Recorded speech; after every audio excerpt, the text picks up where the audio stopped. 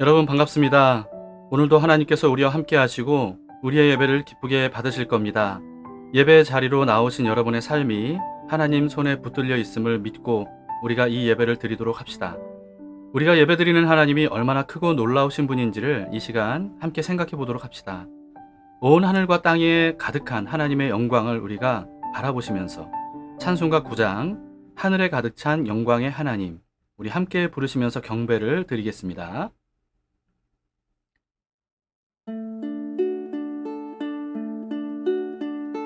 하늘에 가득 찬 영광의 하나님, 온 땅에 충만한 존귀하신 하나님, 생명과 빛으로 지혜와 권능으로 언제나 우리를 지키시는 하나님, 성부와 성자와 성령 삼위의 하나님, 우리 예배를 받아주시옵소서.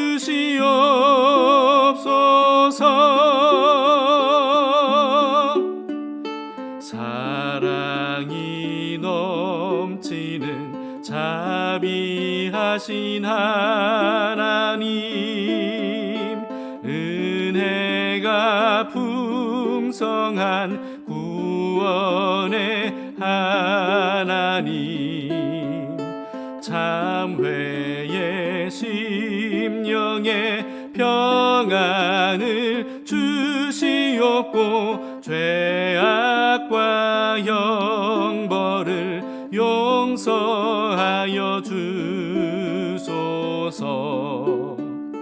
찬송과 영광과 생명 구원의 하나님, 우리 예배를 받아주시옵소서.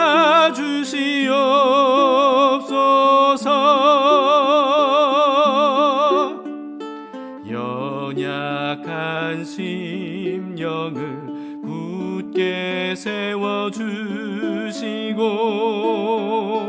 우둔한 마음을 지혜롭게 하시고 주의 뜻 받들어 참되게 살아가며 주 말씀 따라서 용감하게 하소서. 권능과 지혜와 사랑 은혜의 하나님, 우리 예배를 받아주시옵소서.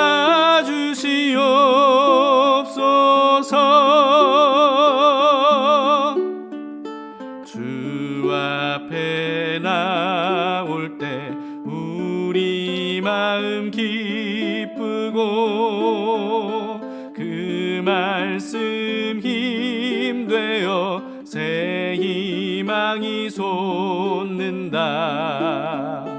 고난도 슬픔도 이기게 하시옵고 영원에 잇대어 살아가게 하소서. 우리의 자랑과 기쁨 생명의 하나님, 우리 예배를 받아주시옵소서.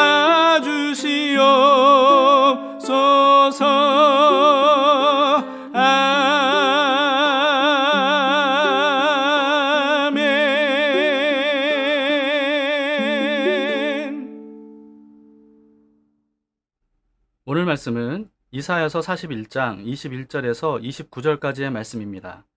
우상들은 아무것도 아니기 때문에 우상을 의지하는 것은 헛된 일이다 라고 하는 것을 폭로하시는 말씀입니다. 나 여호와가 말하노니 너희 우상들은 소송하라. 야곱의 왕이 말하노니 너희는 확실한 증거를 보이라. 장차 당할 일을 우리에게 진술하라. 또 이전 일이 어떠한 것도 알게 하라. 우리가 마음에 두고 그 결말을 알아보리라. 혹 앞으로 올 일을 듣게 하며 뒤에 올 일을 알게 하라. 그리하면 너희가 신들인 줄 우리가 알리라. 또 복을 내리든지 재난을 내리든지 하라. 우리가 함께 보고 놀라리라. 보라, 너희는 아무것도 아니며 너희 일은 허망하며 너희를 택한 자는 가증하니라. 내가 한 사람을 일으켜 북방에서 오게 하며 내 이름을 부르는 자를 해도는 곳에서 오게 하였나니 그가 이르러 고관들을 석혀같이 토기장이가 진흙을 밟음같이 하리니 누가 처음부터 이 일을 알게 하여 우리가 알았느냐? 누가 이전부터 알게 하여 우리가 옳다고 말하게 하였느냐? 알게 하는 자도 없고 들려주는 자도 없고 너희 말을 듣는 자도 없도다. 내가 비로소 시온에게 너희는 이제 그들을 보라 하였노라. 내가 기쁜 소식을 전할 자를 예루살렘에 주리라. 내가 본즉 한 사람도 없으며 내가 물어도 그들 가운데 한 말도 대답할 조언자가 없도다. 보라, 그들은 다 헛되며 그들의 행사는 허무하며 그들이 부어 만든 우상들은 바람이요 공허한 것뿐이니라.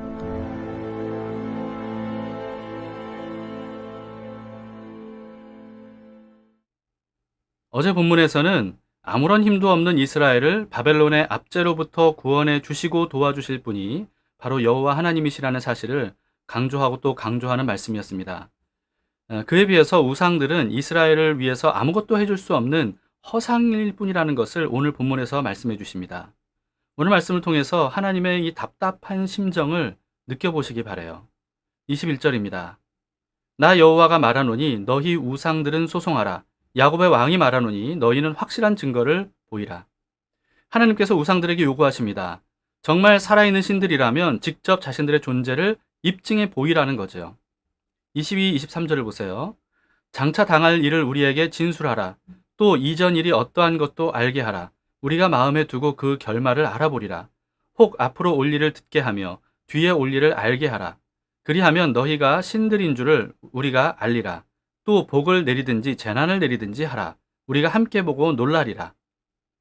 신이 맞다면 앞으로 무슨 일이 일어날지 그리고 과거에 무슨 일이 있었는지 이걸 말해보라고 하시죠. 그러면 그 말이 맞는지 확인해 보겠다는 겁니다. 아니면 복을 내려주든지 아니면 재난이라도 내려주든지 그래야 놀라든지 두려워하든지 하지 않겠느냐라고 하시는 겁니다. 하나님은 우상들이 미래의 일을 알려주지 못할 뿐만 아니라 과거에 이미 일어난 일조차도 알지 못하는 허구라는 사실을 폭로하고 계시는 겁니다. 우상들은 아무것도 아니기 때문에 복은커녕 재난도 내리지 못하죠. 그래서 두려워하거나 숭배할 이유가 전혀 없다는 것을 말씀하시는 겁니다. 그런데 고대로부터 사람들은요, 우상들을 두려워했어요. 그리고 실제로 복과 저주를 내린다고 믿었습니다.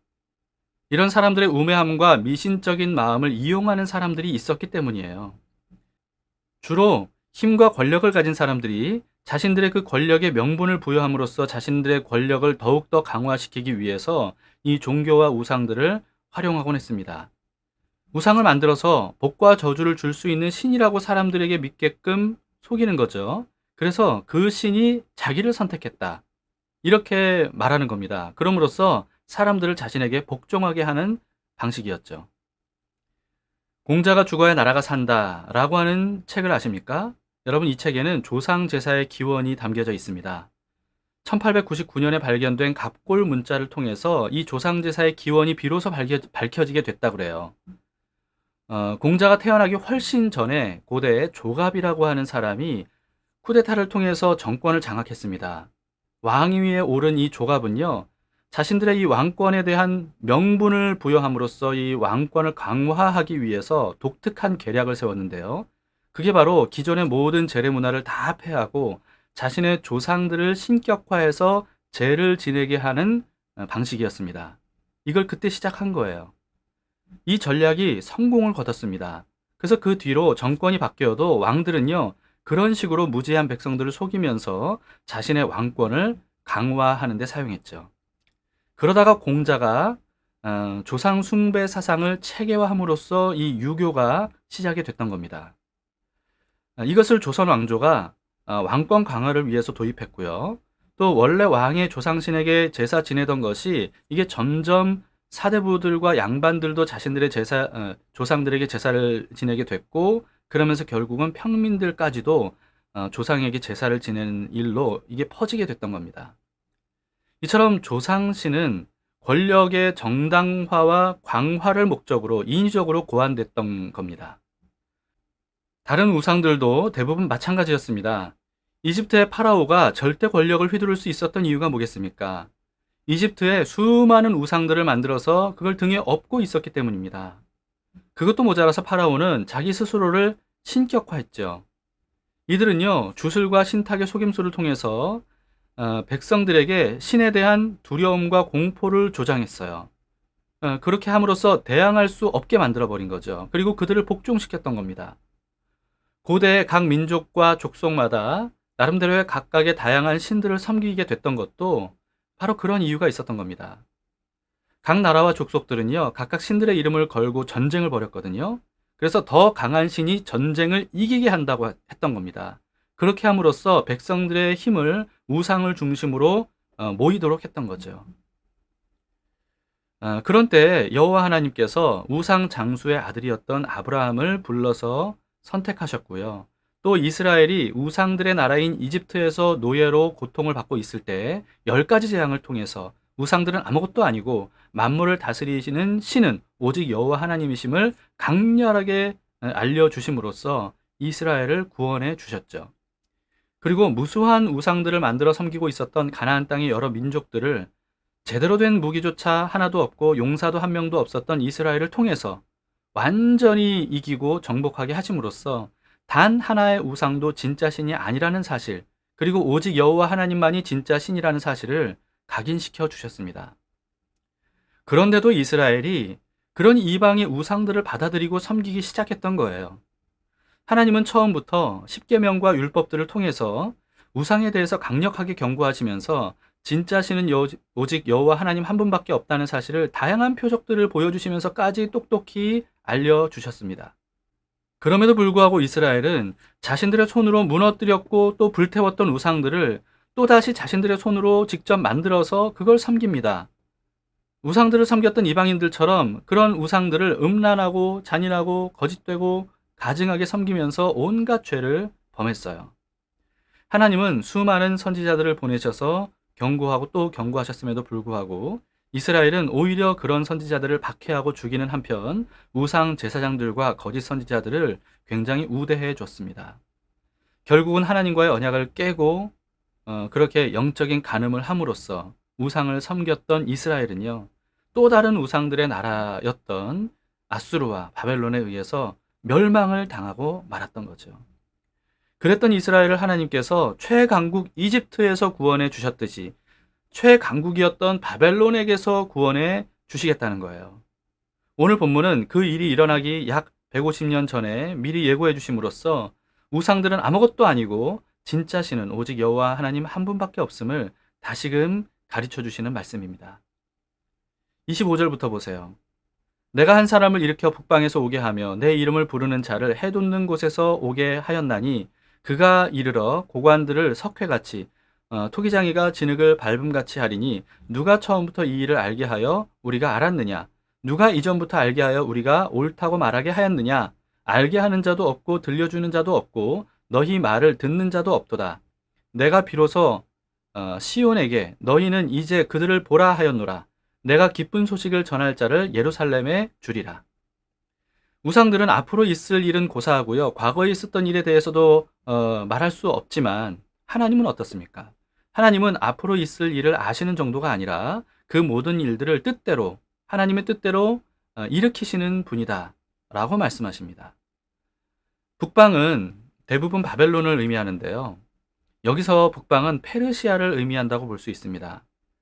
내 이름을 부르는 자를 해 돋는 곳에서 오게 하였나니 이렇게 말씀하신 것은 이 동방의 고레스 왕을 의미하는 게 분명하기 때문이에요. 하나님께서 고레스 왕을 불러 일으켜서 모든 나라들을 정복하게 하신 것은 이스라엘의 구원을 위해서라고 말씀하십니다. 그리고 그 일은 어느 누구도 미리 알 수 없었던 일이었고 또 어느 누구도 미리 말한 적도 없는 일이었다는 거예요. 오직 하나님께서 뜻을 세우셨고 그 일을 이루실 것이라는 이 기쁜 소식, 복음을 예루살렘에 전하도록 하나님께서 전령사인 선지자를 보내서 미리 알려주셨다는 겁니다. 그리고 예고하신 대로 그 일이 일어나면 하나님께서 행하신 일임을 깨달으라고 하시는 말씀이죠. 이처럼 하나님은 구원의 역사를 주관하시는 분이시지만 우상들은 어떻습니까? 우상들은 아무것도 알지 못하고 아무것도 할 수 없는 허상일 뿐임을 오늘도 하나님께서 폭로하고 계시는 겁니다. 28, 29절을 보세요. 내가 본즉 한 사람도 없으며 내가 물어도 그들 가운데 한 말도 대답할 조언자가 없도다. 보라, 그들은 다 헛되며 그들의 행사는 허무하며 그들이 부어 만든 우상들은 바람이요 공허한 것뿐이니라.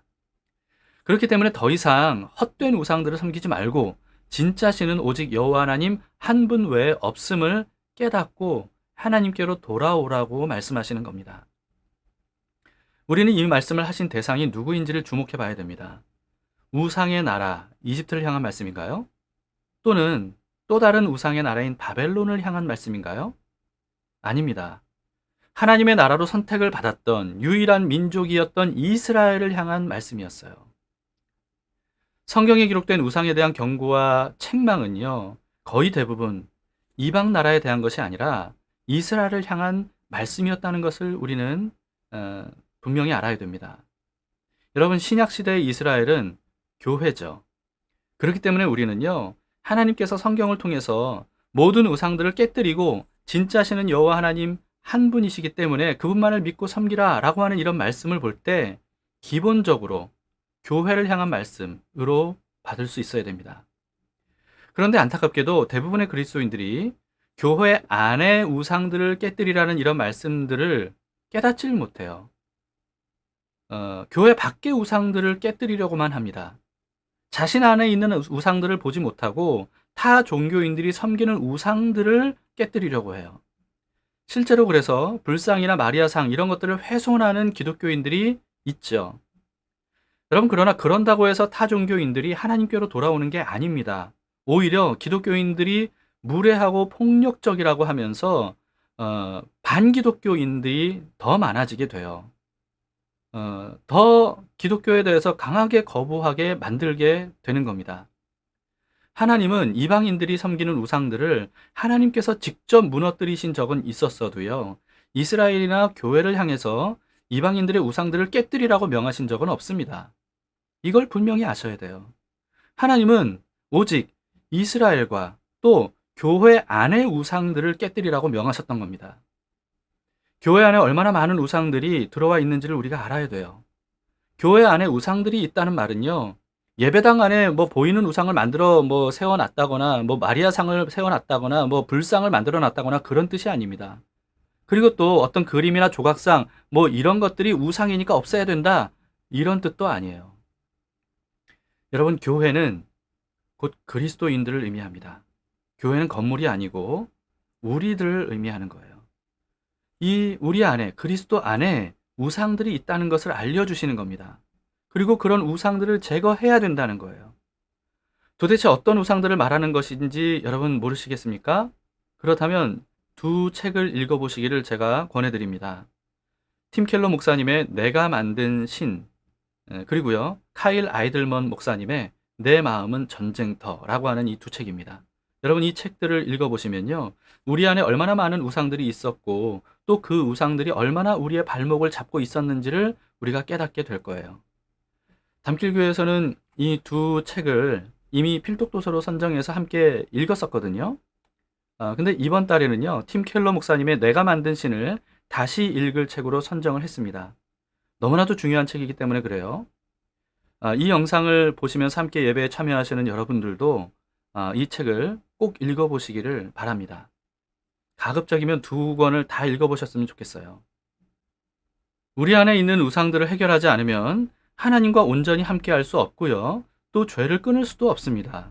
그리고 우리의 삶의 근본적인 문제가 해결되지도 않습니다. 우리 안의 우상들을 해결하려면 가장 먼저 무엇이 우상인지를 분명히 알아야 되겠죠.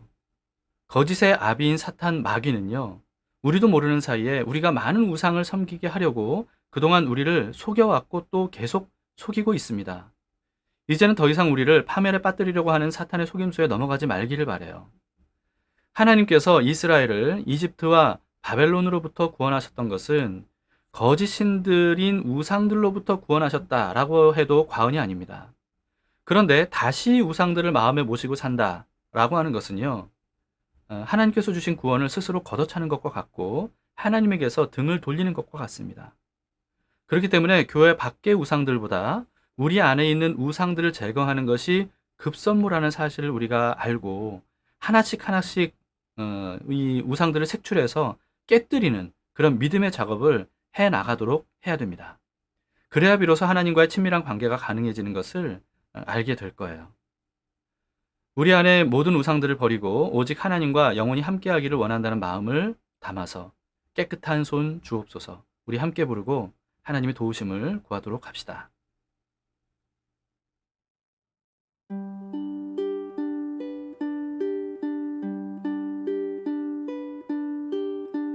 무릎 꿇고 엎드리니 우릴 겸손케 하소서.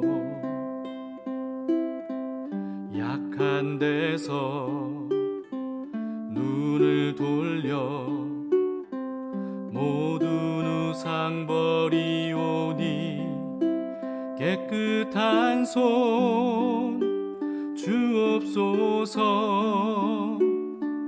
주님만 높여드리기 원해 정결한 맘 주옵소서. 주님만 높여드리기 원해 우리 세대로 주의 얼굴 찾게 하옵소서. 오 야곱의 하나님 우리 세대로 주의 얼굴 찾게 하옵소서. 오 야곱의 하나님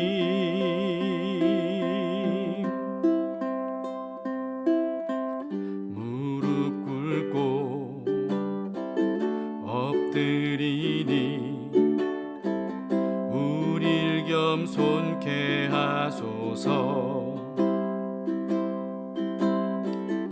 약한 데서 눈을 돌려 모든 우상 버리오니 깨끗한 손 주옵소서. 주님만 높여드리기 원해 정결한 맘 주옵소서. 주님만 높여드리기 원해 우리 세대로 주의 얼굴 찾게 하옵소서. 오 야곱의 하나님 우리 세대로 주의 얼굴 찾게 하옵소서. 오 야곱의 하나님 깨끗한 손 주옵소서. 주님만 높여드리기 원해 정결한 맘 주옵소서. 주님만 높여드리기 원해 깨끗한 손 주옵소서. 주님만 높여드리기 원해. 정결한 마음 주옵소서. 주님만 높여드리기 원해. 우리 세대로 주의 얼굴 찾게 하옵소서. 오 야곱의 하나님, 우리 세대로 주의 얼굴 찾게 하옵소서. 오 야곱의 하나님, 우리 세대로 주의 얼굴 찾게 하옵소서.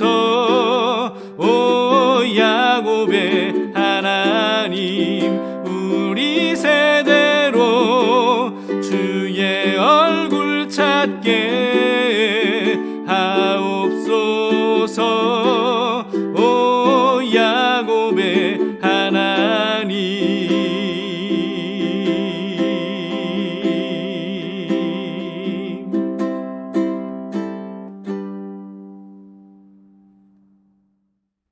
함께 기도하시겠습니다.